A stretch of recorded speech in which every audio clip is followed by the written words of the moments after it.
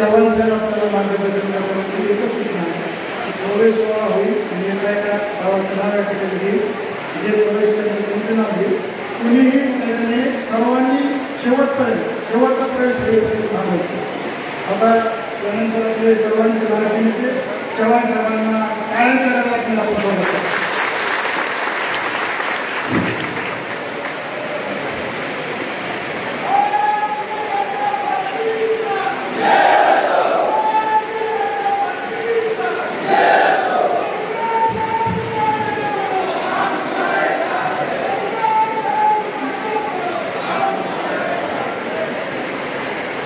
विधानसभा संघामध्ये होणाऱ्या या भारतीय जनता पक्षाच्या कार्यकर्त्यांच्या या मेळाव्याला ज्याचं मार्गदर्शन आपण आताच ऐकलं, आमचे ज्येष्ठ सहकारी या भागाचे फिक्स आमदार आणि फिक्स आमदारच नाही, फिक्स मंत्री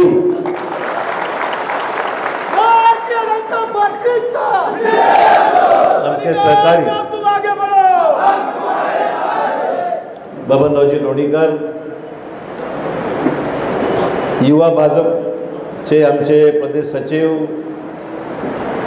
राहुल भैया, तालुकाचे अध्यक्ष शत्रुघ्न कणसेजी, मंठा तालुक्याचे अध्यक्ष सतीशराव निर्वळ, गणेशरावजी खवणे, रमेशरावजी भापकर, संभाजीराव वारे, राजेश मोरे, अशोकराव बनकुले, बद्रीनारायण ढवळे, संपत टकले, युवा मोर्चाचे जिल्हाध्यक्ष, ओबीसी मोर्चाचे नंदकिशोर गांजे, अंकुशराव बोबडे, ज्ञानदेव शेजू, संदीप भैया गोरे, रवी सोळंके उपसभापती, तुकाराम सोळंके, सुधाकर सातवनकर, प्रकाश टकले, या ठिकाणी उपस्थित असलेले वसुजी जोगस, मंचावर उपस्थित असलेले आमचे भाजपाचे सर्व आपले पदाधिकारी नेते, आजच्या या विराट सभेला या ठिकाणी आलेले सर्व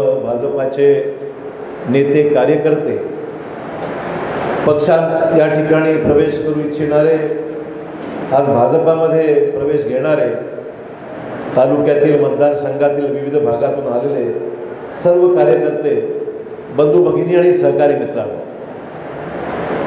बबनरावजी आज या ठिकाणी हे सर्व पाहिल्यानंतर मला वाटतं फक्त इलेक्शन उद्या लागलं असतं तर उद्याच मतदान झालं असतं.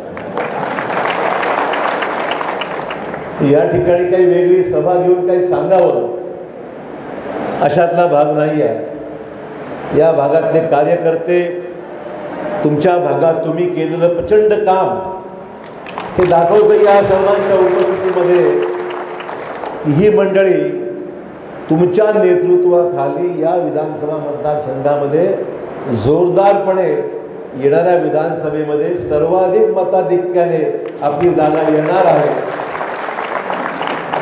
या मतदारामध्ये मला अजिबात शंका नाही. माझा कार्यक्रम याच्या बावनकुळे साहेबांची माझी चर्चा झाली. त्यांनी मला सांगितलं की मराठवाड्यातल्या काही मतदारसंघात तुम्ही गेलं पाहिजे, कार्यकर्त्यांना भेटलं पाहिजे, बोललं पाहिजे. मी त्याला सांगितलं मी मी कुठे जरी होतो, काँग्रेसमध्ये असताना सुद्धा संघटनेमध्ये मी काम या अगोदर मी केलेलं आहे.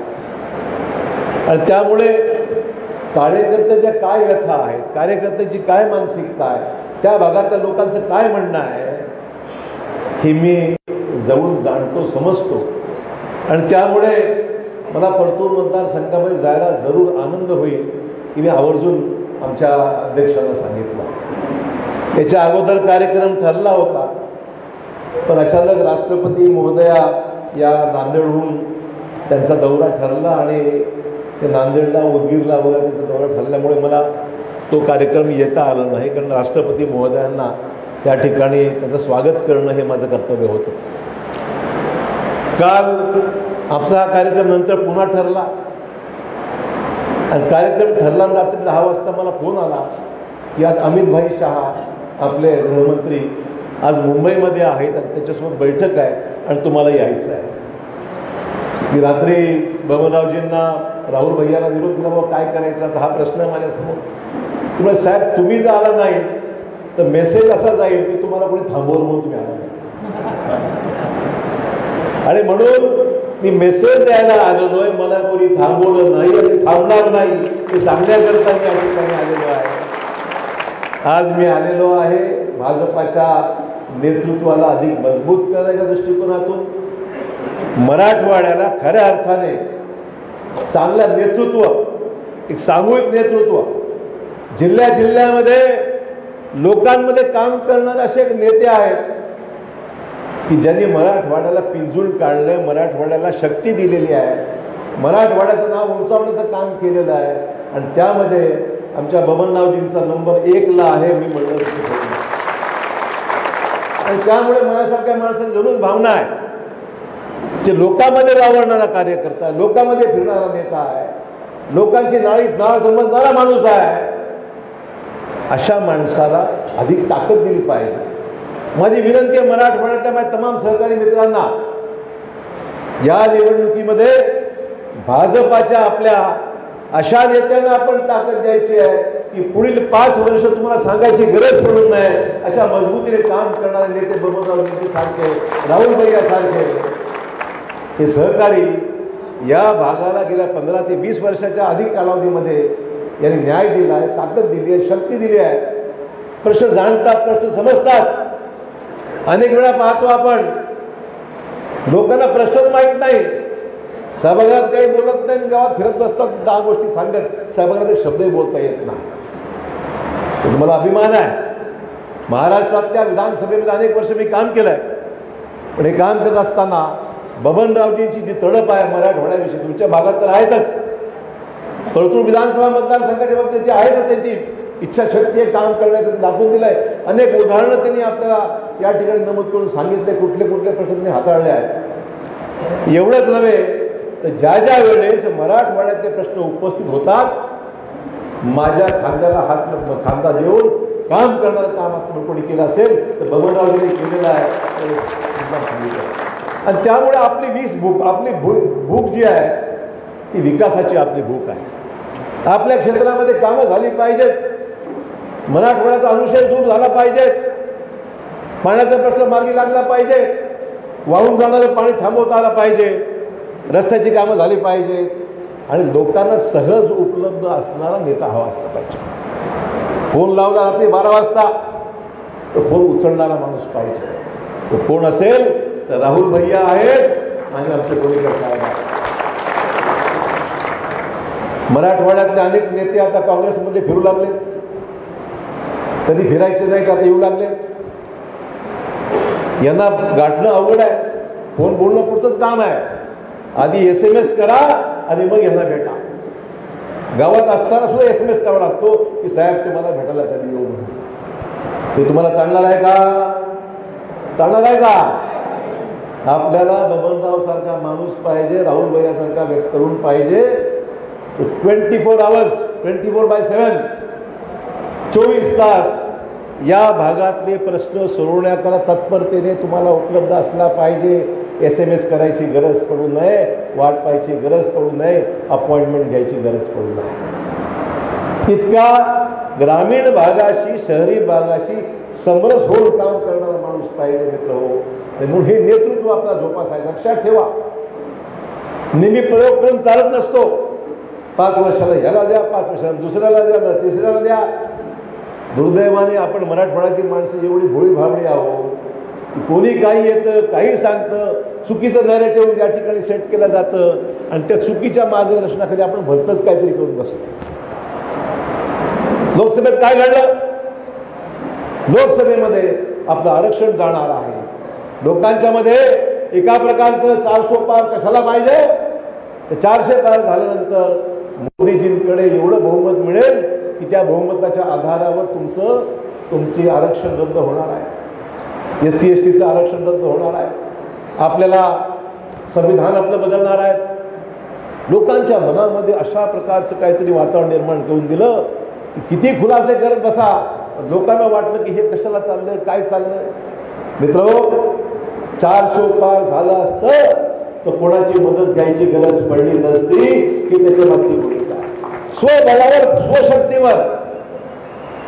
आमचं म्हणणं तेच आहे की स्वबळावर भाजपचं सरकार देशात आलं असतं तर अधिक सुकर झालं. ठीक आहे, आजही मित्रपक्ष आहेत आपल्यावर, तो विषय नाही आहे. मी काय मित्रपक्षावर टीका करायला बोलत नाही या ठिकाणी, पण जो निर्णय घेण्याची क्षमता बहुमताने आल्यानंतर जी ताकद मिळते आपल्याला. ग्रामपंचायत बहुमत असलं तर सरपंच चांगलं काम करू शकतो, आणि ग्रामपंचायत थोडी 50-50 झाली, ह्याला बोलो उसको बुलाओ, ते म्हणते हम आते हमको क्या देते. हा कार्यक्रम सुरू होतो, आणि तो कार्यक्रम देशात सुरू होऊ नये ही प्रामाणिकपणे काळजी तुम्हाला आम्हाला घ्यावी लागते. देश मजबूत, पंतप्रधान मजबूत तर देश मजबूत, मुख्यमंत्री मजबूत तर राज्य मजबूत. आणि म्हणून बहुमत आपल्याला या निवडणुकीमध्ये जास्तीत जास्त जागा भाजपला मित्रपक्ष घेतलेत आपण सोबत, ठीक आहे. राजकीय ज्याला प्रॅक्टिकल भूमिका घ्यावी लागते आपण घेतली सोबत. आपण एकनाथ शिंदे साहेबांना घेतलेला आहे, अजितदादांना घेतलेला आहे. ही जी आपली महायुती राज्यामध्ये आहे ती महायुती आपल्याला सक्षम करून ताकदीने आणावं लागणार आहे.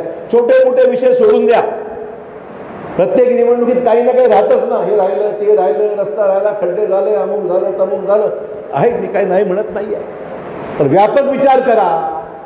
आपलं जर राज्य पुढे चांगलं आलं, आणि येणारच आहे, आपलं जर राज्य बहुमताने आलं, आपली गाडी सुसाट सुटेल, आणि पुढची 5 वर्ष त्यांनी किती बोंबा घातल्या तरी आपलं राज्य हलणार नाही. स्थिर राज्य आपण करू शकू, आणि आपल्या योजना ज्या आपण आज दिलेल्या आहेत त्या योजना आगामी 5 वर्षामध्ये भक्कमपणे आपण चालवू शकू, पैसे उपलब्ध करून देऊ शकू, जनकल्याणकारी योजना आपण लोकांपर्यंत पोहोचू शकतो. अनेक गोष्टी आहेत. पुढचा 5 वर्षाचा कालावधी फार महत्वाचा आहे, सोपा नाही एवढा. आपण जर चांगलं केलं तर चांगलं घडेल, आपण जर भलत्या सत्तेवर लागलो तर मात्र आपलं प्रचंड नुकसान होईल, आणि मराठवाड्याचं प्रचंड नुकसान होईल. मला मुद्दाम सांगितलं पाहिजे. लोणीकर साहेबांचा मी आभारी आहे. शंकरराव चव्हाण साहेबांचा त्यांनी उल्लेख केला. जायकवाडी बांधताना काय विषय होते तुम्हाला माहिती आहे. आम्ही शाळेत होतो.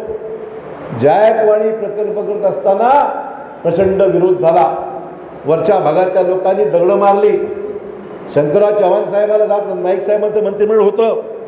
वरच्या भागातल्या लोकांनी दगड मारली. धरण आम्हाला पुनर्वसन होत नाहीये, आमची गावं बुडणार आहेत, अमुक आहेत तमुक आहे, भरपूर राजकारण झालं. शंकरराव चव्हाण साहेबांनी खंबीररित्या तो निर्णय त्यावेळेस घेतला, आणि मराठवाड्याचे पाणी आज संभाजीनगर असो, जालना असो, या सगळ्या बीड असो, या सगळ्या परिसरामध्ये आज जे पाणी दिसतंय, पाणी आहे म्हणून मराठवाडा आहे. लक्षात ठेवा. हेच पाणी नसतं तर रेल्वेने पाणी आणण्याची उदाहरणं आपण पाहिली आहेत. रेल्वेने पाणी आणलं गेलं, ती वेळ जालन्यावर कधी येऊ नये, ती वेळ काही संभाजीनगरवर होऊ नये. या जायकवाडीला न्याय द्यायचं काम त्यावेळेस झालं, आणि त्याचा फायदा मराठवाड्यात तमाम शेतकरी आज करतात. मित्रांनो, विकसित भारताची दृष्टी जी आहे, नुसतं देशाचं राज्याचं मुख्यमंत्रीपद मिळालं किंवा देशाचं प्रधानमंत्रीपद मिळालं आणि रोज खाली फिरत राहिलो असं होणार नाही. व्यापक दृष्टिकोन पाहिजे, मनामध्ये पुढच्या 5 वर्षाचा कार्यक्रम पाहिजे. आणि मोदी साहेबांनी विकसित भारताची कल्पना मांडली, आणि सुरुवात झाली, धडाधड काम करायला सुरुवात झालेली आहे. केवळ आणि केवळ मोदी साहेबांनी विकसित भारताची कल्पना मांडल्यामुळे हे शक्य झालं. आणि आम्ही मंडळी जे मोदी साहेबांकडून आलेलो आहोत, आम्ही भाजपमध्ये नवीन आहोत, मान्य आहे, तर त्यांचं भक्कम नेतृत्व, काम करण्याची शैली, ताकद देण्याची वृत्ती, आणि अविकसित भागाला न्याय देण्याची भूमिका, या सगळ्या गोष्टीचा विचार केला तर पुढच्या 10-15 वर्षाचा विचार केला पाहिजे. मित्र हो, की आपल्याला पुढे जायचं, आपलं मागे जाऊन चालता येणार नाही, आपल्याला पुढे जायचं आहे. आणि मराठवाड्याला पश्चिम महाराष्ट्राच्या बरोबरीने पुढे जायचंय, हे आपलं खरं हे राहणार आहे. आणि म्हणून मित्र, नेतृत्व मजबूत करा. लोणीकरांसारखा एक प्रभावी नेता 15-15, 20-20 वर्ष सोपं काम नाही आहे. अनेक आमदार येऊन गेले, खासदार येऊन गेले, लोकांना लक्षात पण नाही कोण मागे आमदार होता आणि कोण काय होतं. आज लोणीकरांचं नाव लोक घेतात आणि 15 वर्षाची 20 वर्षाची पुण्याई आहे, काम करायची धमक आहे आणि ताकद आहे.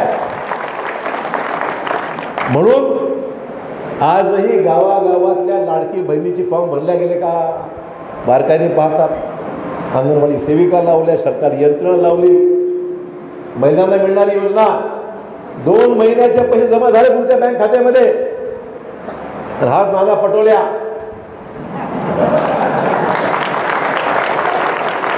कोर्टामध्ये माणसं पाठवले, ही योजना थांबवा. योजना थांबला म्हणून माणसं पडले कोर्टामध्ये. त्यांना भीती वाटू लागली, योजना जर अशा धडाधड जर सरकारच्या लागू झाल्या, महिन्याला 3 गॅस सिलेंडर मोफत, 1500 रुपये महिन्याला दर महिन्याला अकाउंटला पैसे जमा होणार, मुलींना शिक्षणाकरता, उच्च शिक्षणाकरता विनामूल्य शिक्षण आहे, परीक्षेची फीस पण नाही, प्रशिक्षणार्थींना सुद्धा आपल्या प्रत्येक ग्रामपंचायतीला वगैरे प्रशिक्षण करण्याकरता आणि मुख्यमंत्री दूत योजना आता आणली आहे. त्यातून अनेक लोकांना रोजगार, स्टायपेंड, शिष्यवृत्ती, या सगळं सोपं काम आहे का? लाडकी बहीण म्हणजे 48,000 कोटी रुपये. मुख्यमंत्री म्हणले माझी तिजोरी खाली झाली तरी हरकत नाही, हा सरकार जनसामान्याचं सरकार आहे. आणि सामान्य महिला बघा तुम्ही किती मी पाहतो प्रत्येक महिलांचे मेळावे झाले, लोणीकर साहेबांनी घेतलेच असतील मेळावे. पण मला सांगायचं तात्पर्य एवढंच आहे की सगळे हे मेळावे जे लाभार्थी आहेत त्यांना कळलं पाहिजे की कोण देत आहे, तर महायुती सरकार या ठिकाणी देत आहे हे पैसे. हे करामत कोणाची आहे, तर आपल्या कमळाची करामत आहे हे लोकांना कळलं पाहिजे. आणि म्हणून मत टाकताना, बटन दाबताना थेट कमळावर बटन दाबल्या गेलं पाहिजे, हे तुमच्या हातामध्ये आहे.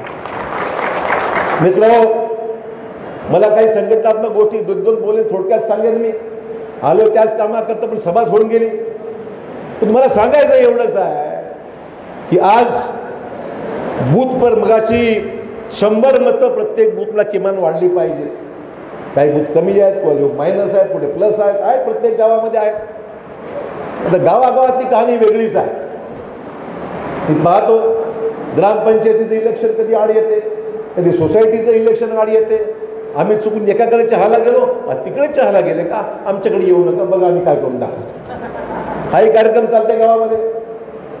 आता आम्हाला काय माहिती असते, चहाला बोलून गेलो त्याच्याकडे, पण नाही तिकडे चहाला गेला, ह्याच्यामुळे मतं मिळणार आहे का, आम्ही 200 मायनस करून दाखवतो, ह्याचं काय चालते का. हा जो कार्यक्रम आहे तो मला मराठवाड्यातल्या माझ्या विशेषतः ग्रामपंचायतीच्या सहकार्याला विनंती करायची, बाबा हे इलेक्शन ग्रामपंचायतीचं नाही, हे इलेक्शन सोसायटीचं नाही, हे इलेक्शन लोणीकरांना मंत्री करायचं इलेक्शन आहे.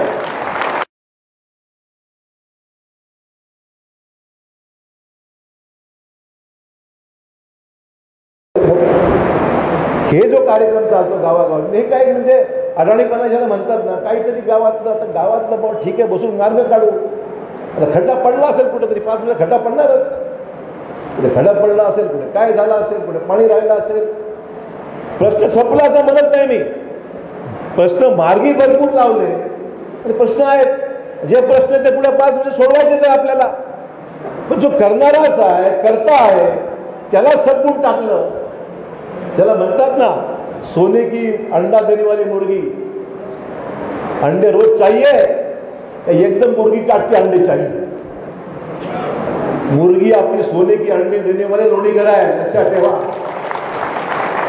त्यामुळे लोणीकर जिवंत राहिले पाहिजे, सार्वजनिक जीवनामध्ये कार्यरत राहिले पाहिजे. आणि म्हणून एक मजबूत नेतृत्व त्यांच्या माध्यमातून आपल्याला ताकदीने त्यांच्या मागे उभं केलं पाहिजे. सगळं व्यवस्थित होईल, चिंताच करू नका. आणि एक गोष्ट चांगली आहे, मी भाजपमध्ये आल्यापासून एक गोष्ट पाहतोय, जो काम करतो त्याची किंमत वर आहे. काँग्रेसमध्ये थोडं वेगळं होतं, जाऊ द्या, मी बोलत नाही. परंतु इकडे मात्र लोणीकरांसारखा काम करणाऱ्या व्यक्तीला तिथे जाण आहे की नाही. जालना मतदारसंघात, तालुक्यात, जालना जिल्ह्यामध्ये लोणीकरांसारखा मातब्बर नेता या जनतेने घडवलेला आहे, याची जाणीव सर्व लोकांना वरिष्ठ पातळीवर नक्की आहे. मित्रांनो, मी मगाशी बूथवर तुम्हाला बोलत होतो, आपलं बूथ सांभाळा. आपण बूथ कमिट्या केल्या, अनेक लोकांना तिथे सांगितलं बा तू बूथचा BLA हो, तू बूथ कमिटीचा सदस्य हो. अनेक गावात 20-20, 25-25 लोकांना नियुक्त केलं. मी तर सगळं विनंती करेन, आपण पाहतो साहेब लोक, आपण जातो मतदानाच्या दिवशी इलेक्शनला जातो, लोक बसतात टेबलावर, साहेब सगळं ओके आहे, काही बघायची गरज नाही. आणि ओके काय, मतदान इलेक्शनला कळते काय, काउंटिंग दिवस काय चाललंय गावामध्ये. आपले जे कार्यकर्ते आहेत, खऱ्या अर्थाने बूथ सांभाळणारा जो आपला कार्यकर्ता आहे, त्यांनी बूथवर जास्तीत जास्त वेळ नाही, फक्त तिथे बूथवर न थांबता काही लोकांनी गल्ली मुळात फिरलं पाहिजे. 50 प्रमुख जे नियुक्त केलेत ना, त्या 50 प्रमुखांनी जाऊन 20-20, 25-25, 50-50 पत्र जे एका पानावर आहेत ती बाहेर मतदानाला काढून नेली पाहिजे, तर तुम्हाला मतदान होणार आहे. गावात काही ना काही चालत राहते, शेवटच्या रात्री पण काहीतरी भांडण चालत राहते. आणि म्हणून सांगायचं काम आहे की आपले शक्ती केंद्र प्रमुख जे आहेत, 5-5, 10-10 बूथ ज्यांना काम जबाबदार, त्यांनी वर पाहिलं पाहिजे की खालचं माणूस काम करतोय की नाही. नियुक्त्या भरपूर केल्यात आपण, पण नियुक्ती केलेली माणसं खाली काम करतायत का? तुम्ही जर काम केलं तरच होईल ना. सभा झाल्या, बैठका झाल्या, मिटिंग झाल्या, जाहीर सभा, सगळं ठीक आहे, पण हे झाल्यानंतर प्रत्यक्ष अंमलबजावणी, आपलं गाव घर सोडून आपण चाललो दुसरीकडं, गावात काय चाललंय कोणी बघायला तयार नाही आपल्या. त्यामुळे गाव सांभाळा, बूथ सांभाळा. बूथ जिंकलात, निवडणूक जिंकाल, आणि निवडणूक जिंकलात, लोणीकरांना मुंबईला पाठवाल, आणि लोणीकर मुंबईला गेल्यावर मंत्री झाल्याशिवाय राहणार नाही. परंतु गाव नाही सांभाळलं तर निवडून कसं येणार? तेव्हा कोणी किती प्रतिस्पर्धी काही असो, त्याला कमजोर नाही समजलं पाहिजे. आपण लढायला निघालो ना, रिव्हॉल्वर नाही, मशीन घेऊन निघालं पाहिजे. मशीन म्हणजे वैचारिक, मशीन जर मारायला नाही, वैचारिक भूमिकेतून निघालं पाहिजे. हल्ली फार काळजी करावी लागते. चव्हाण साहेब म्हणले मशीन घेऊन निघालं पाहिजे, पेपरला तेवढंच येईल उद्या, म्हणून काळजी घ्यावी लागते. पण सांगायचं तात्पर्य एवढंच आहे, आपण शिकारीला निघाल्यानंतर दक्षता घ्यावीच लागेल, मतदान करून घ्यावंच लागेल. मतदान करत असताना काळजी घ्यावी लागेल. जे आपले वयस्कर लोक आहेत मतदान, ती पण आता सोय झाली म्हटलं घरात जाऊन सुद्धा मतदान घेऊ म्हटलं. 80च्या वर्ष लोकांना आपण जाऊन प्रत्यक्ष करून घेऊ शकतो. त्यामुळे सोयी भरपूर झालेल्या आहेत, आणि त्यामुळे तुम्हाला या सगळ्या गोष्टीकडे बारकाईने पाहण्याची गरज आहे, हे मला मुद्दाम या ठिकाणी आवर्जून सांगायचं आहे. मित्र, वॉटर ग्रीडचा विषय आहे. आमची भूमिका एवढीच होती त्यावेळेस, एका जिल्ह्यात दुसऱ्याचा वाद लागू नये. मग काही विषय काही नव्हतं, मला मुद्दाम खुलासा केला पाहिजे.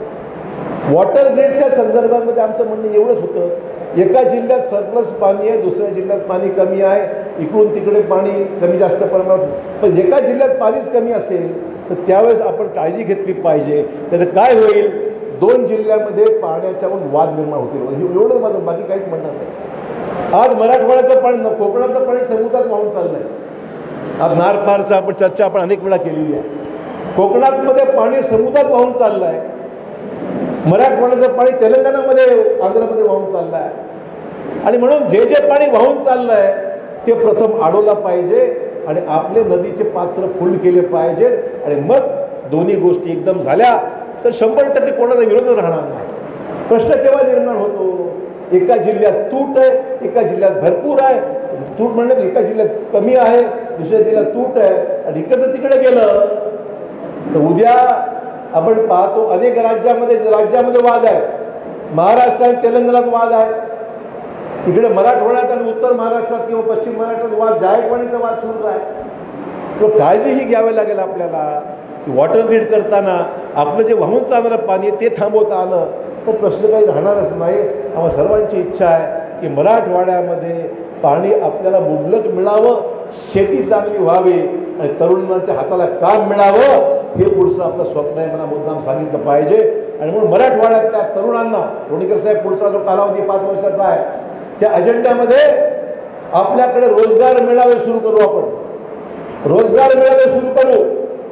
येतील 10,000 लोक येतील, भरतील फॉर्म. 8-10,000 500 लोकांना नोकरी लागतील, पण त्या 500 लोकांना नोकऱ्या मिळाल्या हे समाधान आपल्या सर्वांना मिळेल की आमच्या भागातली पोरं नोकरीला लागली.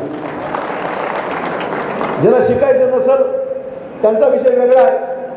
अण्णासाहेब पाटील महामंडळ आहे, बार्टी आहे, अनेक संस्था आहेत ज्यातून आपल्याला सगळे पैसे शिकायला मिळतात, शिष्यवृत्ती मिळते, आपल्याला काही धंदा व्यवसाय करण्याकरता पैसे मिळतात. आहेत योजना भरपूर आहेत. आपल्या महायुती सरकारने योजना भरपूर आणलेल्या आहेत आणि त्या योजनांचा फायदा निश्चितच आपल्याला घेतला पाहिजे ही माझी आग्रहाची सूचना निश्चित राहणार आहे. आणि त्यामुळे आपण पाहताय की या सगळ्या गोष्टी आपला जालना जिल्हा महत्त्वाचा आहे, राजकीयदृष्ट्या सुद्धा ज्वलंत आहे. जाणकार आपण आहात, काळजी घ्या आणि जे नेतृत्व गेल्या 15-20 वर्षामध्ये आपण घडवलं आहे त्याला अधिक ताकद द्या. पुढचं माझ्यावर सोपवा. आम्ही आहोत बबनरावजीच्या, आम्ही आहोत बबनरावजीच्या खुल्या मनाने आहोत.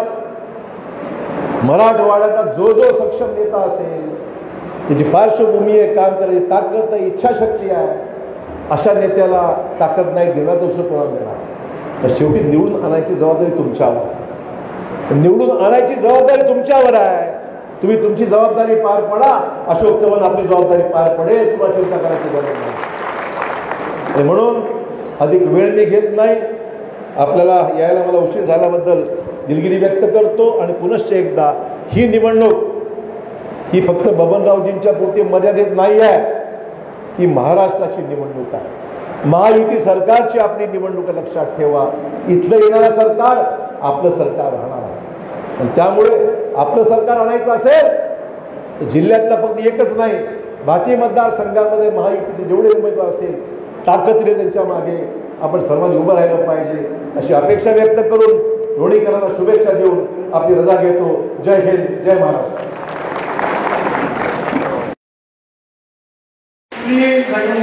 विनंती सर्वांना आहे, आपल्या सर्वांच्या उपस्थितीमध्ये प्रवेश या ठिकाणी घ्यायचा आहे. जास्तीत विनंती होती प्रवेश करणाऱ्यांची संख्या थोडीशी मोठी असल्यामुळं या ठिकाणी सर्वांनी पदाधिकाऱ्यांचं स्वागत भारतीय जनता पार्टीमध्ये करायचे. पंचायत समिती काळामध्ये जे माझ्या सोबत राष्ट्रवादी काँग्रेस पक्षातून उमेदवार त्या ठिकाणी आमच्या विरोधात उभे होते आणि त्यांनी ताकदीची मतं या सरकारमध्ये घेतली ते जीवनराव येवले, गणेशराव येवले, रामेश्वरराव येवले, केशव येवले, आमचे मित्र पत्रकार आणि मराठा चळवळीतले आघाडी कार्यकर्ते माऊली सोळंके, केशवअण्णा सोळंके, प्रल्हादराव शेळके, गणेशराव राठोड, गोविंद शेळके, विष्णुपंत सोळंके, दिगंबर येवले, प्रल्हाद सोळंके, माऊली कराड, अमोल सोळंके, विष्णू लांडे, भानुदास सोळंके, भाऊराव चव्हाण, वसंतराव थोरात, बाळासाहेब थोरात, प्रदीपराव सोळंके, रवींद्रजी सोळंके सर्वांनी व्यासपीठावर येते त्यांची विनंती. थोडंसं पाठीमागे उभं राहावं. सतीश पदाधिकाऱ्यांना जिजाबाई प्लीज विनंती आहे, प्रवेश करणाऱ्यांचा स्वतंत्र आहे, फोटो येऊ द्या. नवनाथजी सोळंके, संतोष सोळंके, हरिभाऊ सोळंके, अमोल सोळंके, अनिलराव सोळंके, गणेशनाना येवले, रामेश्वरराव येवले, प्रल्हादराव सोळंके, विठ्ठलराव सोळंके, भानदास सोळंके, भाऊराव चव्हाण, गणेश आपला